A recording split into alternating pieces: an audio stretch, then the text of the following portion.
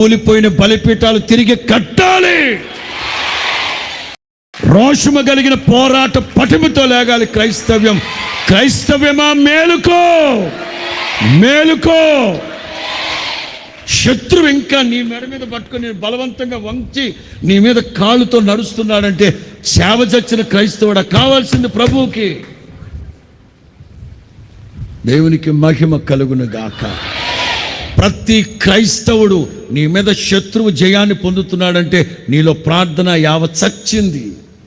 నువ్వు నిక్కి నిలవాలి, మోకాళ్ళ మీద ఉండాలి, మోకాళ్ళ మీద ఉండాలి, మోకాళ్ళ మీద ఉండాలి.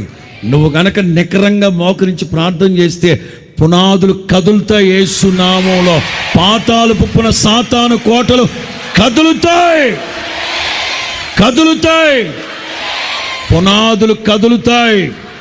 దగ్గర పడ్డాయి ఆ రోజులు.